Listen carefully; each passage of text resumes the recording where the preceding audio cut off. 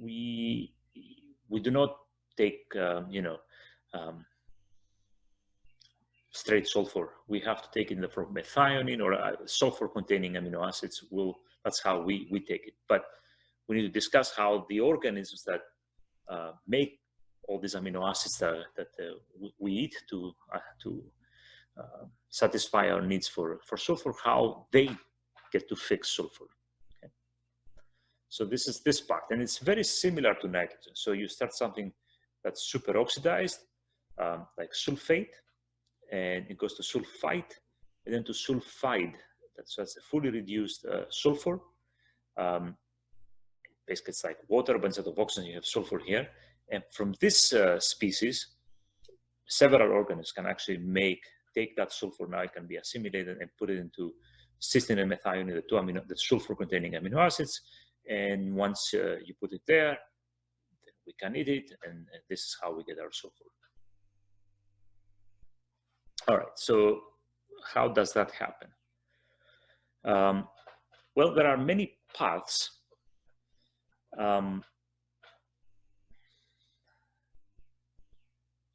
These organisms that do these reactions, they can play it both ways.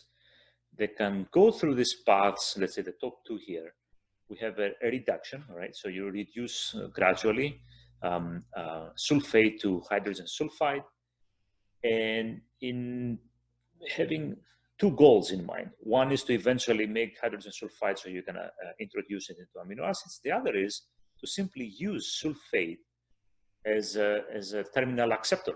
Much like we use oxygen as a terminal acceptor in respiration, there are some organisms that use sulfate as a terminal acceptor in their electron transport chain, right? And then they have no use of that and simply take it out and this is a gas, so it goes out. And it's fully reduced, so it's got lots of electrons, so some other organisms can pick it up, right? And essentially oxidized again, and with the goal of taking the electrons, and as you guessed it, power the electron transport chain and make ATP. So this can go on just fine. But if they do decide to use hydrogen sulfide as a source of sulfur for the synthesis of cysteine and methionine, then we have a few extra reactions, and that's really the assimilatory part. Now, sulfate is also very inert, so it has to be activated before it can be used.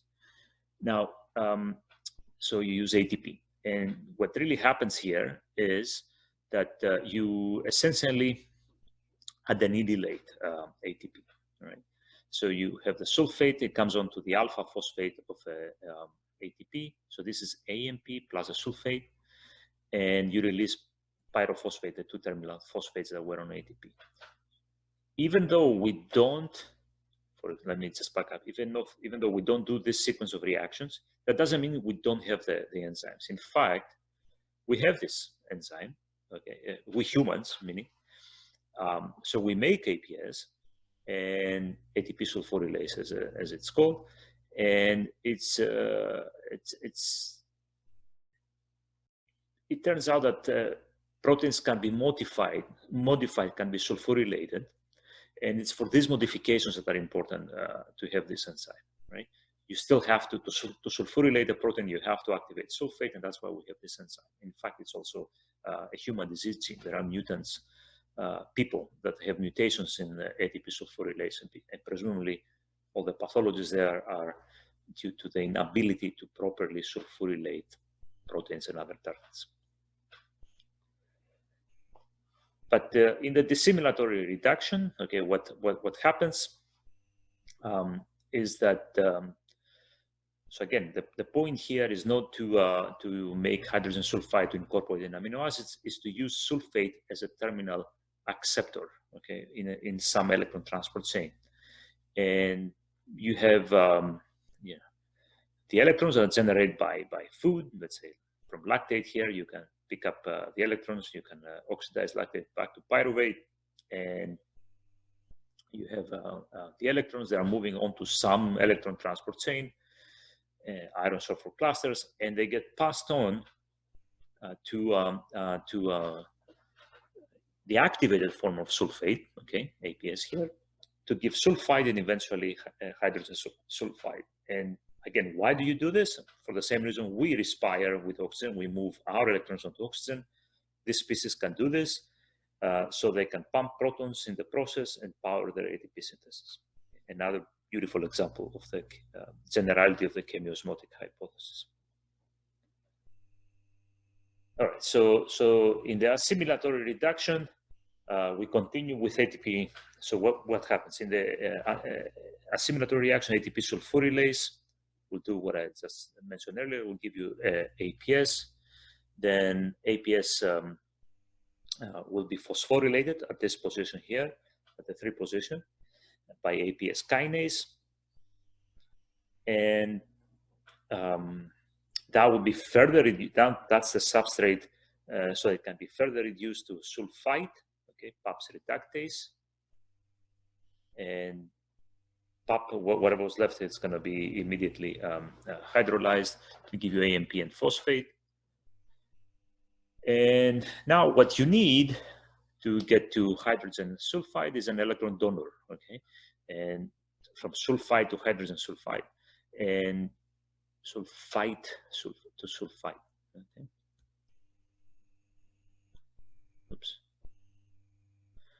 So, and that could be NADPH if you have it, and you can give a lot to that. For this reaction, you can have ferrotoxins, and as we saw before, for photosynthetic organisms that have photosystem 1, reduced ferrotoxin can be used for any of these uses. We saw nitrogen assimilation. We've seen, of course, the canonical, the standard business here of ferrotoxin during photosynthesis, but they can be used also to assimilate sulfur. So you take sulfide and make a hydrogen sulfide. If that's not what they want to do, these organisms, they use this reduced form, okay, hydrogen sulfide of sulfur to take up the electrons, okay, and have essentially reversing the reactions that we discussed.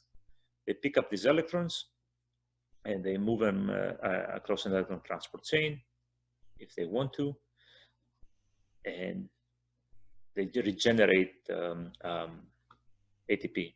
So they regenerate, sorry, not ATP, they regenerate sulfate.